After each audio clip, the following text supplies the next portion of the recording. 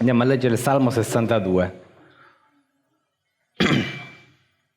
L'anima mia trova riposo in Dio solo. Da Lui viene la mia salvezza. Lui solo è la mia rocca, la mia salvezza. Egli è il mio alto rifugio. Io non sarò mai smosso. Fino a quando vi scaglierete contro un uomo per cercare tutti insieme di ucciderlo, come si fa con un muro che pende e con uno steccato vacillante? Essi pensano solo a farlo cadere dalla sua altezza, prendono piacere nella menzogna, benedicono con la bocca, ma nel loro cuore maledicono. Anima mia, riposa in Dio solo, perché la mia speranza viene da Lui. Lui solo è la mia rocca, la mia salvezza. Egli è il mio alto rifugio. Io non sarò mai smosso. E in Dio è la mia salvezza, è la mia gloria. La mia forte roccia e il mio rifugio sono in Dio. Confida in Lui continuamente, o popolo, e fondi il tuo cuore davanti a Lui. Dio è il nostro rifugio. Certo, gli uomini di basso rango non sono che vapore, e gli uomini di alto rango non sono che menzogna. Messi sulla bilancia, tutti insieme, sono più leggeri del vapore. Non confidate nell'estorsione e non ponete vane speranze nella rapina. Non datevi alla vanità. Se le ricchezze abbondano, non vi attaccate il cuore. Dio ha parlato una volta, 2 volte ho udito questo, che la potenza appartiene a Dio. A te pure, o Signore, appartiene la benignità, perché ripaghi ognuno secondo le sue opere. Amen. Amen. Salmo 62, bellissimo salmo, è un salmo di speranza che viene letto per incoraggiare. Quindi è un salmo che, segnatevelo, quando siete scoraggiati, questo vi rianima. Perché vi rianima? Perché non sono solo parole, ma perché sono cose spirituali. Lo Spirito Santo ha ispirato Davide ed è parola di Dio, e la parola di Dio sanifica, guarisce e libera. Amen? Alleluia. Quindi è Davide naturalmente che parla, e parla di se stesso, perché Davide in questo momento sembra che sia un po' abbattuto, consapevole del fatto che lo vogliono togliere di mezzo. Quindi tutti sono contro di lui per toglierlo di mezzo. Ma Davide ha una certezza nel suo cuore, che è quella che Dio è la sua roccia. Addirittura lui dice speranza, roccia, salvezza, rifugio, gloria e forte rocca. Quindi Davide è completamente abbandonato a questa idea di Dio ed è consapevole che Dio è con lui anche nei momenti in cui c'è qualcuno che con il piede vuole buttare giù questa staccionata che già di suo pende, ma non si prodigano per ripararla, ma addirittura per distruggerla. Ed è bello quando dice che con la bocca pregano, con la bocca benedicono, ma con il loro cuore maledicono. Quindi stavamo parlando delle cose spirituali, dobbiamo stare attenti, perché certe volte noi andiamo verso le cose che sembrano spirituali, ma che in realtà ci fanno male e non sono idonee per la nostra crescita spirituale. Detto questo, io mi vorrei fermare un attimino sul versetto 9. Certo, gli uomini di basso rango non sono che vapore, gli uomini di alto rango non sono che menzogna. Messi sulla stessa bilancia, tutti insieme, sono più leggeri del vapore stesso. Allora, naturalmente non ci dice di non fidarci delle persone, ma ci sta avvertendo di quelle persone che sono basse a prescindere dal loro status sociale. Ci sono quelle che sono di basso rango o di alto rango, ma che nel cuore non hanno quella propensione per le cose del Signore, per cui anche se hanno belle parole o hanno tante ricchezze, non fanno altro che fare danno nella nostra vita. Ok? Quindi la distinzione in questo caso, la parola di Dio ci fa vedere che non ha importanza tu verso chi guardi, ma come loro si comportano. Non ci dobbiamo affidare nelle mani degli uomini, a prescindere dal giudizio che noi ne facciamo. Capite? Perché? Perché noi confidiamo, come dice Davide, solo in Dio. La tua fiducia deve essere sempre riposta in Dio. Amen. Amen. Quindi anche dentro la Chiesa la tua fiducia, tu sei qua dentro non perché hai fiducia in Carmelo, ma hai fiducia in Dio. Ma siccome hai fiducia in Dio, necessariamente devi avere fiducia in Carmelo. Ma voi non venite da me perché ho un titolo o perché ho un conto in banca, come si diceva poco fa. Voi venite da me perché io vi do la parola di Dio, perché io ve la porgo così per com'è. E la ricchezza che c'è in questa Chiesa, vi assicuro che in molte altre viene certe volte anche a mancare. Quindi non valutiamo le persone in base a quello che sono, ma valutiamole in base a quelle che il Signore ha stabilito su quelle persone. Che il Signore ha stabilito, come il Signore si è stabilito su quelle persone, in base alla ricchezza spirituale. Quindi, il versetto 10 poi ci dice anche: non confidate nell'estorsione e non ponete vane speranze nella rapina. Allora, estorsione e rapina secondo il vocabolario sono la stessa cosa, indicano un togliere con forza o con violenza qualcosa che non ti appartiene. Davide naturalmente pensava che lui sapeva chi era, non aveva bisogno che qualcuno confermasse il suo ruolo nella società israelita, ok? Lui lo sapeva che era il re, ma qualcuno lo voleva rapinare di quello che era, gli voleva togliere quello che era con violenza. Quindi il Signore ci dice, perché a livello spirituale ci deve dare un messaggio: io ti ho dato una ricchezza, tu non hai bisogno di rapinare, non hai bisogno di rubare ad altri quello che non ti appartiene, tu hai il necessario per fare quello che devi fare. La tua crescita è una crescita, e ora lo vediamo, di fede in fede. Tu cresci indipendentemente dalla mia ricchezza o dalla ricchezza di qualcun altro. Ma mai possiamo far finta di prendere la ricchezza di qualcun altro e farla nostra. Questa si chiama rapina.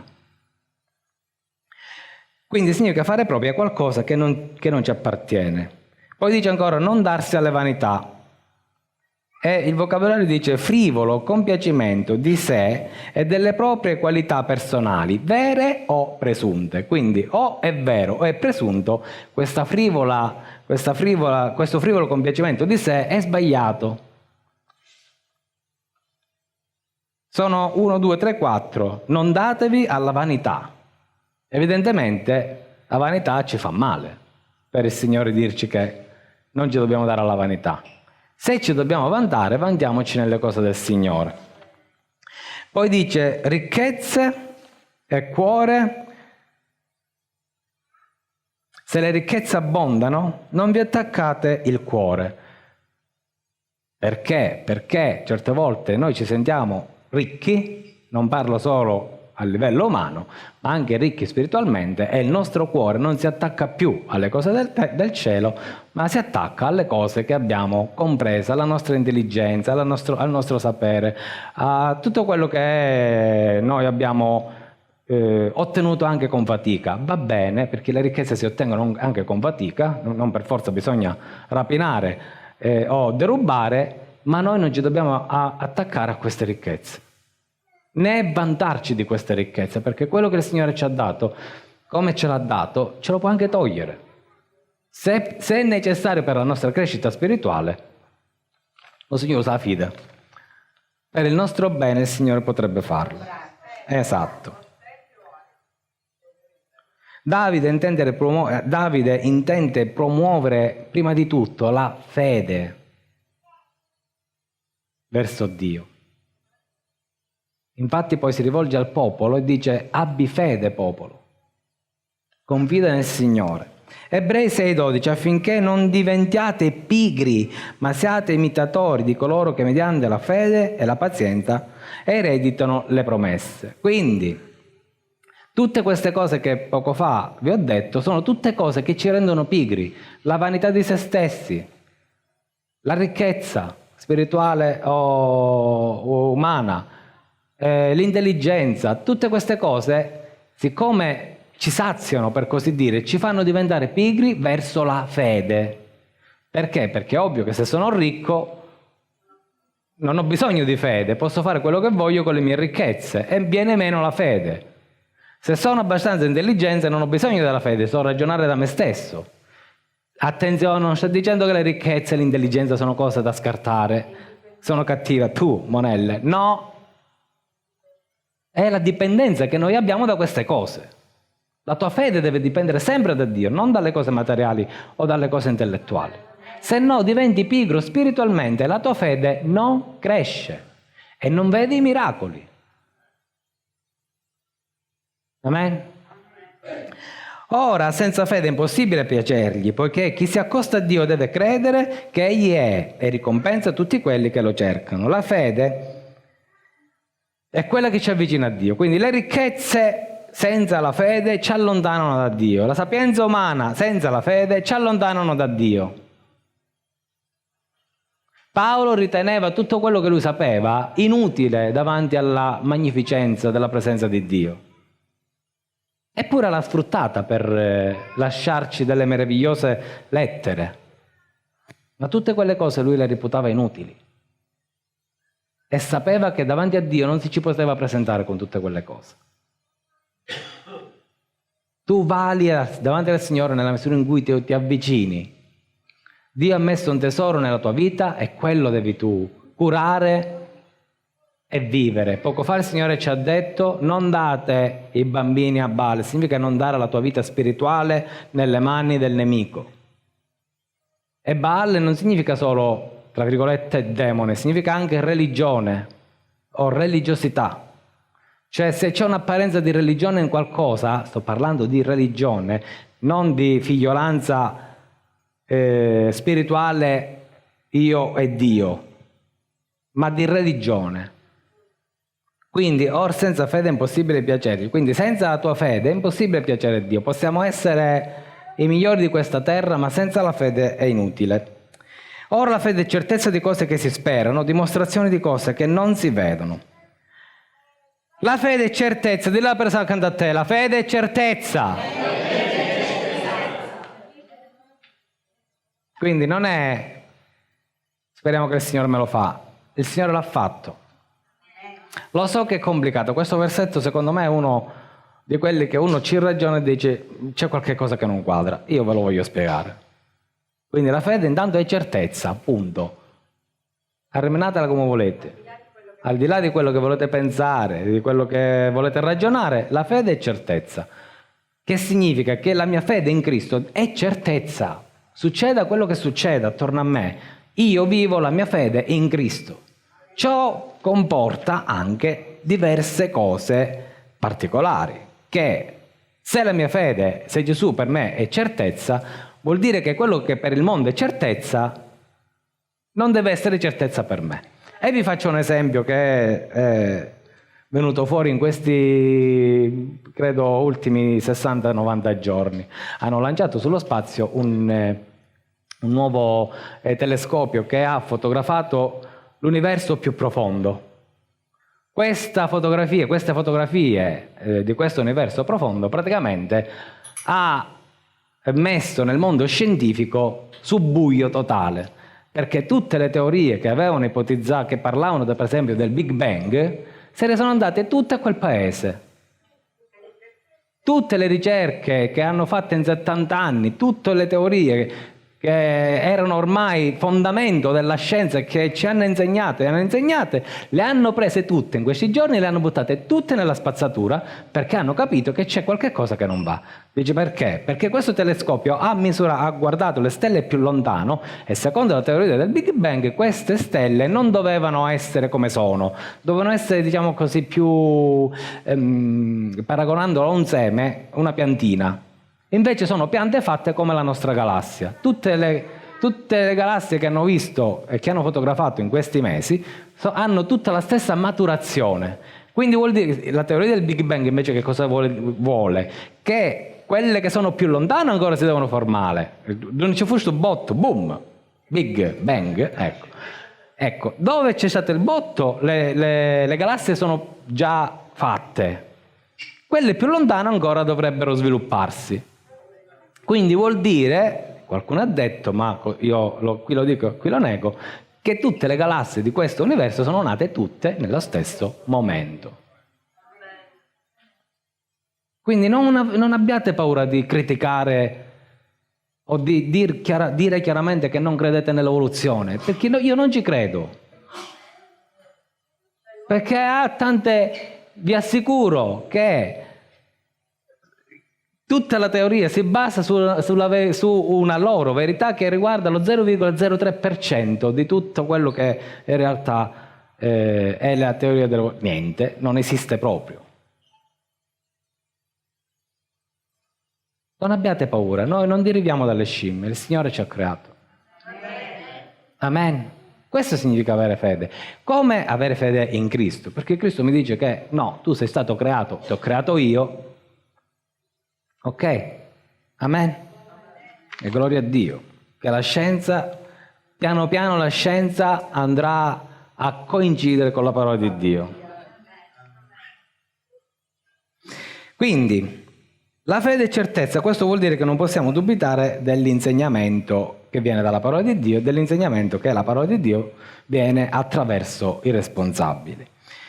Quindi la fede è certezza di cose che si sperano. Perché dici di cose che si sperano, non di cose che devono avvenire subito? Perché in realtà la fede si muove su due livelli, che però hanno un fondamento solo, cioè che tutto quello che il Signore ha promesso è già pronto nei cieli. Amen. Dì la persona accanto a te, è già pronto nei cieli. Per cui se io prego per una persona che guarisca, quella promessa è già nei cieli, quella persona può guarire subito. Non c'è bisogno di cose che si spera. Cioè io non posso sperare che il Signore mi guarisce, quella è una cosa che devo acquisire subito e dipende dalla mia fede. Quindi di cose che si sperano, cioè che si sperano nel futuro. In che senso? Se ad Abramo è stato promesso che avrebbe avuto un figlio, qual era il miracolo immediato? Che la moglie restava incinta. Ok? Però perché sperava? Perché era qualcosa che aveva il suo tempo naturale. Il bambino è nato dopo 9 mesi, come natura vuole. Quindi si è realizzata la promessa di Dio, ma non nell'immediato, perché il bambino non è che subito incinta e dopo 24 ore partorisci. Ok? Dio segue anche le leggi naturali, il bambino è nato a suo tempo. Quindi ci sono delle cose che il Signore può fare subito, ma ci sono delle cose invece che noi speriamo che avvengano, ma già abbiamo la certezza che devono avvenire. In un secondo tempo, esatto. Questo vuol dire che le cose che si sperano sono già pronte per essere prese. Vederle nel mondo spirituale anche se materialmente ancora non ci sono. Quindi noi già le dobbiamo vedere nel mondo spirituale, anche se ancora non ci sono. Poi dice ancora dimostrazione che di cose che non si vedono. Le persone devono vedere la nostra convinzione che quello che diciamo è e crediamo. Cioè non possiamo fare due banderuole, ok? Quello che diciamo dobbiamo dimostrare. Amen, gloria a Dio. Ma indica anche la manifestazione dello Spirito Santo per mezzo della nostra fede. Cioè noi dobbiamo pregare per le persone, perché le persone devono essere toccate dallo Spirito Santo e dobbiamo pregare per loro subito, e subito dobbiamo invocare lo Spirito Santo, tutto secondo il cuore di Dio, non secondo il nostro cuore. Romani 1,17, perché la giustizia di Dio si rivela in esso di fede in fede. Dì la persona accanto a te, di fede in fede. Di fede in fede. Di nuovo? Di fede in fede. Amen. Come sta scritto, il giusto vivrà per fede. Quindi c'è la prima fede che è quella della salvezza, e ci siamo, il giusto vivrà per fede. Ma esistono anche diversi livelli di fede, per cui noi cresciamo di fede in fede, e tra le altre cose non arriveremo mai al livello giusto in questo mondo, perché in questo mondo siamo sempre in crescita. Come è in crescita il nostro corpo, noi cresciamo sempre. Un giorno questo corpo crescerà talmente tanto che ci abbandonerà perché non crescerà più. Ma la nostra fede crescerà ad un punto tale che ci porterà al livello che Dio ha preparato per noi. Ebrei 6,12, affinché non diveniate pigri, ma siate imitatori di coloro che mediante la fede e pazienza ereditano le promesse.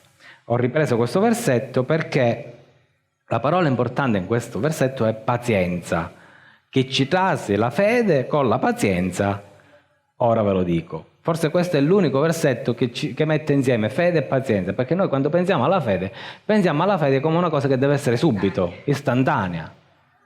Invece Paolo ci dice, Ebrei ci dice che è necessaria anche una pazienza. Quindi ci sono due tipi di fede, una immediata e una con pazienza. Quindi, immediata, cose promesse che hanno necessità della fede per essere adempiute, subito. Poi ci sono cose promesse che hanno bisogno della fede e della pazienza per essere adempiute. Il centurione, per il suo servo, quando è andato da Gesù per chiedere la guarigione, era necessaria solo la fede, senza pazienza. Anzi, perché proprio pazienza non aveva, dice: Signore, guariscilo se no muori. Là c'era la fretta. Mentre Abramo, per suo figlio, ha messo fede e pazienza. Quando noi preghiamo per le cose dobbiamo avere discernimento per dire: Signore, quando otterrò questo? Subito o è necessario che io abbia pazienza?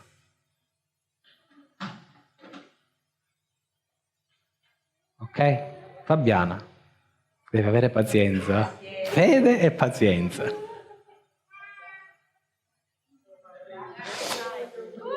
Tanta pazienza, no, non tanta, dai. Matteo 16, 19. E io ti darò le chiavi del regno dei cieli, tutto ciò che avrai legato sulla terra sarà legato nei cieli, e tutto ciò che avrai sciolto sulla terra sarà sciolto nei cieli. E sta parlando Gesù a Pietro, ma in realtà sta parlando a tutti noi, perché non è un primato per una sola persona, è un dono concesso a tutti quelli che, come Pietro, hanno detto: tu sei il Cristo, il figlio del Dio vivente. Ok? Quando tu riconosci Gesù, il figlio del Dio vivente, colui che salva e colui che libera, anche tu hai le chiavi del paradiso. Le chiavi non del paradiso, le chiavi del regno dei cieli. Ciò significa che tu hai un potere particolare sulla terra e nei cieli. Tu, con le chiavi che ti sono state consegnate, puoi liberare i cieli, nel senso aprirli per benedire la terra, e puoi liberare la terra per essere benedetta. Amen. Devi avere fede in questo. Perché se tu non ci credi, uno può avere le chiavi e le può conservare e non usarle, ma tu potenzialmente hai le chiavi. Quindi tutti coloro che come Pietro hanno la rivelazione del Figlio di Dio hanno ricevuto anche questo potere sulla terra e nei cieli. Le chiavi rappresentano la nostra fede, come rappresentano anche il potere che Dio ci ha dato, e rappresentano anche la capacità di interconnettere il cielo e la terra. Cioè noi abbiamo la capacità di far sì che quello che pronunciamo sulla terra venga stabilito anche nei cieli e viceversa. E quello che è stabilito nei cieli noi possiamo farlo scendere sulla terra. Importante. Hai le chiavi, dipende da te. Dici: ma Gesù, certo che tu devi invocare il nome di Gesù, ma è ovvio. La fede si muove invocando il nome di Gesù. Va bene? Ma Gesù rappresenta anche la chiave di questo. Ma capisci che non è qualcosa che è solo divino, è divino dentro di te, ma tu ti devi muovere col tuo modo di pensare, col tuo modo di fare, con la tua fede. Quando le cose non funzionano è perché spiritualmente noi non siamo ancora adatti, dobbiamo crescere di fede in fede. Come si fa a crescere di fede in fede? Sfruttandola la fede, cioè mettendola in pratica, facendo piccoli passi di fede. E come si fanno piccoli passi di fede? Chiudete gli occhi e camminate per 5 metri, con gli occhi chiusi. Avete fatto piccoli passi di fede. Magari al quarto passo avete sbattuto al muro, ma sempre fede è. Aprirete gli occhi al quarto passo, perché avete sbattuto il naso al muro, e correggerete il vostro modo di camminare e farete altri 5 passi al buio. Come fanno i ciechi a casa loro? Conoscono la casa e si fidano che ogni cosa è al loro posto, perché chi vive in quella casa ha messo tutto al loro posto. Spiritualmente Dio ha messo tutto al suo posto nella nostra vita. Noi dobbiamo chiudere gli occhi e andare avanti. Manco morto, dice qualcuno. No, perché vogliamo avere anche il controllo della situazione. Con gli occhi chiusi non abbiamo controllo di niente. E quello è il problema. La fede è chiudere gli occhi. Ti preoccupare, se sbatti il pieduccio e ti fai male l'allucino, non è un problema. Apri gli occhi, ti sistemi, dici va bene, non ti preoccupare. Riprendi il tuo cammino di fede in fede, ma se tu non fai piccoli passi di fede perché tu devi vedere dove mette il piede, quella non è fede. O meglio, non è fede in Dio, è fede in te stesso. Ma quando vi fa male la testa e vi prendete, senza fare pubblicità, la paracetamolo, senza fare pubblicità, ma voi state mettendo fede in qualcosa che non conoscete. Che c'è da dentro o paracetamolo? Che c'è? Chi lo sa? C'è il paracetamolo intanto. Sì, ma che cos'è il paracetamolo? È una sostanza che abbassa la temperatura. E poi? Che problemi porta il paracetamolo? Ah, non lo sapete? Principalmente al fegato, perché è assorbito dal fegato. Paracetamolo, con la T inizia. Ma che è un farmaco cretino, voglio dire, ma per cose più importanti. Ma chiudiamo gli occhi su tante cose e di fede ci buttiamo nelle mani di chissà chi e non abbiamo la capacità di chiudere gli occhi spiritualmente per farci guidare veramente dallo Spirito. Ma farsi guidare dallo Spirito non significa che mi butto e vado e corro, significa anche che se lo Spirito Santo mi dice fermati, non fare, io mi devo fermare e non fare. La sapete quella storia di quel tizio che cade nel burrone? Mischino e si aggrappa ad un ramo. Buio pesto perché senza luna, senza stelle, grida Signore aiutami, aiutami. E lo spirito gli pare e gli dice lasciati andare. No. Signore ti prego aiutami, fai venire i tuoi angeli. Lasciati andare. No. Arrivato a un certo punto questo si siede e fa ma lassù nessuno c'è più. E poi a giornata è che lui si trovava a 20 centimetri da terra. Amen. Cerchiamo di camminare più in fede, di crescere nella fede. Io non è che dico che domani dovete andare per il mondo a due e guarire le persone come ha fatto Gesù, gli apostoli e i discepoli di Gesù. No, ma manco vi dico statevene per i fatti vostri e non date testimonianza. La dovete dare la testimonianza. Amen. Gloria a Dio, speriamo. Possiamo far sì che quello che nella terra è stabilito si stabilisca anche nei cieli e viceversa, quello che è nei cieli, cioè il soprannaturale, sia portato anche sulla terra. Quindi, riprendendo velocemente, certo gli uomini di basso rango non sono che vapore, gli uomini di alto rango non sono che menzogna, messi sulla bilancia tutti insieme sono più leggeri del vapore. Più leggeri del vapore, sapete che prendendo tutte queste cose, il bilancio a due piatti, li mettete tutti da un lato e mettete il vapore dall'altro lato, il vapore farà scendere la bilancia e loro sono più leggeri del vapore, cioè sono più inutili di quello che noi possiamo immaginare. Cioè il vapore è più utile. Dove sono? Qua. E quindi la tua fede fa la differenza. Quel vapore che pesa più di tutti questi è lo Spirito Santo che ti passa e ti attraversa e ti riempie. Il mondo materialista, in un mondo materialista la fede è quella che ha più peso. Viviamo in un mondo che ormai pensa solo al materialismo. Che significa solo al materialismo? Significa che tanto tutto quello che fai, se non arreca danno ad altre persone, lo puoi fare. Sei libero di fare tutto quello che vuoi, sei libero di fare tutte le esperienze che vuoi, sei libero. L'importante è che non fai male a nessuno, ma anche se fai male a qualcuno che è, come si dice, consenziente, ok, non ha importanza.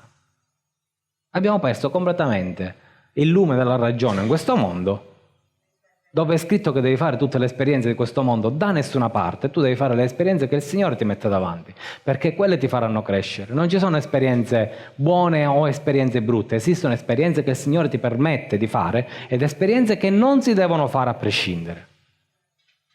Va bene? Io per esperienza non andrò mai ad una messa nera, perché c'è il divieto da parte del Signore. Questa esperienza non la devi fare.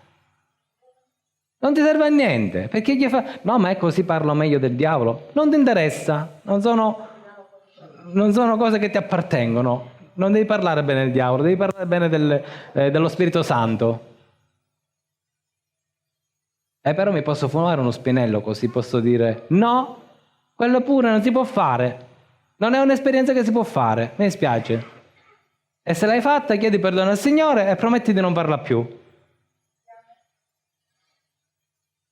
Chiaro? Ci sono delle esperienze che non si devono fare a prescindere. Perché chi ha fatto tutte le esperienze? Tu non sei di questo mondo e non vivi di materialismo. Amen? Amen. Anche perché in una predica, credo a Palermo, ho detto una cosa importante che io voglio che voi capiate anche. Il peccato non ha più senso per voi, cioè non vi è contato più il peccato. Non è che se voi fumate uno spinello, il Signore vi condanna perché avete fumato lo spinello. Già è cancellato quel peccato. Io ve lo dico, ma c'è un ma enorme. Va bene? C'è la conseguenza che è grave. Perché io posso ammazzare a salvo che ogni tanto ti voglio bene. Va bene? E quel peccato di omicidio il Signore già l'ha perdonato, ma la conseguenza resta. Capito? Lascio vedova a gloria. Me ne vado in galera. La conseguenza resta, il peccato è già perdonato agli occhi di Dio, perché Gesù è morto per i miei peccati del passato, del presente e del futuro. Gloria a Dio. Amen. Oh, ma la conseguenza resta. Apriamo una porta al diavolo. Lo spinello che ti fumi sta aprendo una porta al diavolo, ma già sei perdonata. Basta che tu chiedi, Signore, perdonami, già è cancellato. Ma la conseguenza può essere grave a secondo del peccato. Amen. In paradiso te ne andrai, ma come attraverso il fuoco. Perché devi passare attraverso il fuoco e ti bruciare tutta? Allora, tu vedi quelli che camminano sui carbone? Ma perché camminano anche per carbone ardenti? Ma non è scritto che devo sfidare la sorte. Perché abbiamo la strada fatta d'oro, lastricata d'oro per andare in paradiso. No, è pigliare i di carboni. Non è scritto da nessuna parte. Amen. Amen. Oh. Quindi cerchiamo di camminare giusti, ascoltando la voce del Signore. La fede significa anche questo, tenere le orecchie aperte quando il Signore ci parla. La fede non ha uguali nella vita del credente, perché la fede ci fa crescere, ci fa pesare di più, ci fa diventare un pochino più pesanti del mondo, più di valore significa. Sapete che ve l'ho detto, quando si dovevano sposare una coppia ai tempi di Gesù, la ingrassavano la sposa, perché più pesava più valeva. Già. Valete tanto, esatto. Quindi a te pure, o Signore, appartiene la benignità, perché ripagherai ognuno secondo le sue opere. Salmo 62, l'ultimo versetto. La fede ti sarà di beneficio. Noi saremo giudicati più che per le opere della fede, per come abbiamo camminato in fede alla presenza del Signore. Amen. Ci vogliamo alzare allora? Ti vogliamo pregare per questa sera ancora? Vogliamo che quel seme di fede che tu hai messo in noi sia un seme, Signore, che cresca per la tua gloria, per la tua grazia. Ti preghiamo, Padre del cielo, nel nome di Gesù, facci avere esperienze giuste nella vita, quelle che ci fanno crescere spiritualmente, quelli che abbondano la fede e non che la derubano. Non vogliamo guardare, Signore, a tutte quelle cose che ci rendono pigri, che rendono pigra la nostra fede. Nel nome di Gesù, Spirito Santo, intervieni con potenza. Veniamo attaccati come Davide, veniamo anche ingiuriati, presi in giro per la nostra fede, veniamo accusati e molte volte, Signore, svalorizzano quello che è dentro di noi e noi ci andiamo dietro.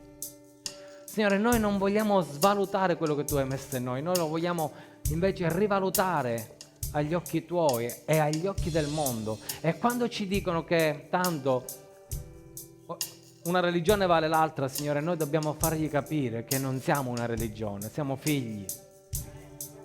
Padre, nel nome di Gesù, dacci quella capacità che abbiamo,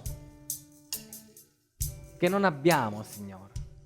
Dacci quella capacità, Signore, che fa sì che la nostra fede agli occhi degli altri possa essere un pilastro, qualcosa che non si può mettere in discussione, mai. Padre, nel nome di Gesù intervieni con potenza. Fai crescere in noi quella fede, falla diventare più forte, Signore, più grande, più larga, più profonda. Stendi la Tua mano, Signore, in questo spirito pigro, in questo spirito che si è addormentato, in questo spirito, Padre, che spera nelle cose di questa terra e non più nelle cose celesti. Nel nome di Gesù, Signore, intervieni con potenza affinché possiamo diventare gli operai che Tu vuoi. Nel nome di Gesù, Signore, intervieni perché Tu vuoi manovalanza, Signore. E noi vogliamo essere quella manovalanza che Tu cerchi, Padre. Vogliamo metterci all'opera. Nel nome di Gesù. Sviluppa in noi, Signore, quella fede necessaria, Signore, per il regno dei cieli. Quella fede necessaria per la salvezza. Quella fede necessaria, Signore, che porta le persone alla Tua presenza. Quella fede che trasforma, quella fede che guarisce, quella fede che libera, quella fede, Signore, paziente. Metti in noi, Signore, la Tua fede nel nome di Gesù.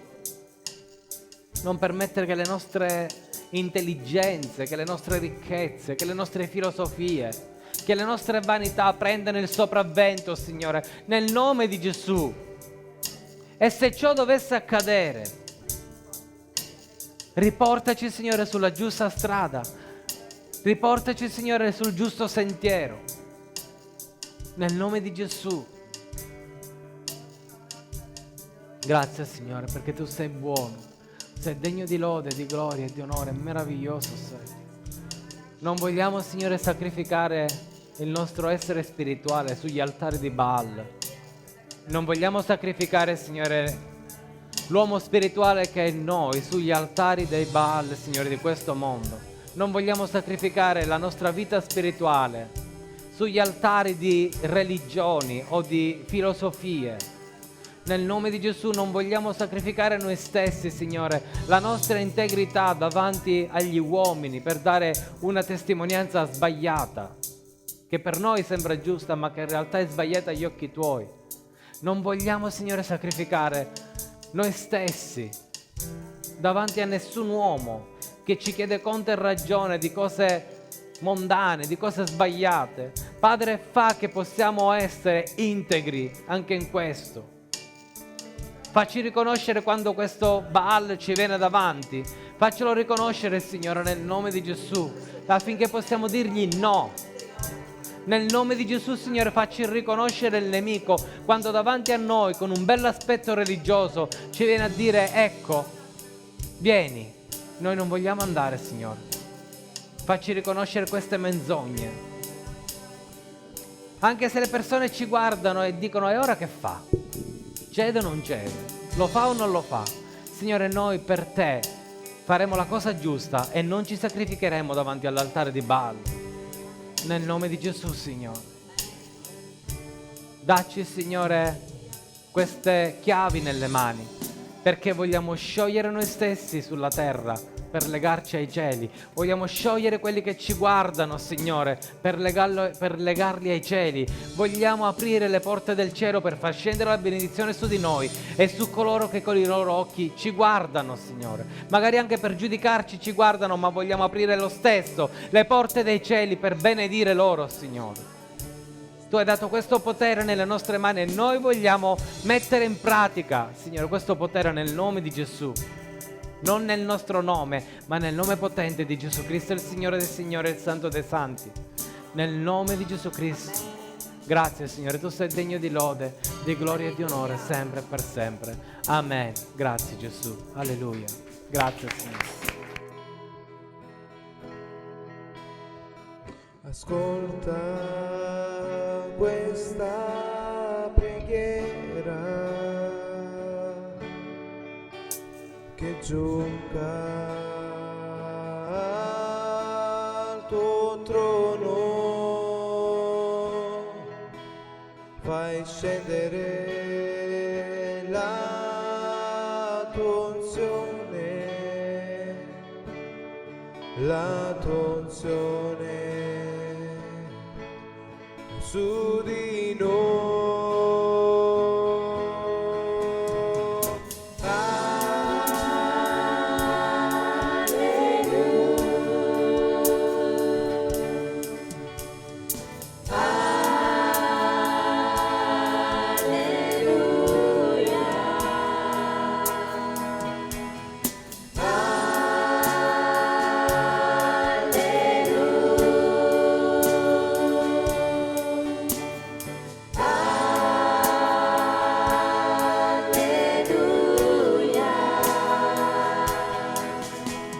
Stendi la tua mano e guarisci il tuo popolo, Signore. Stendi la tua mano e guarisci il tuo popolo.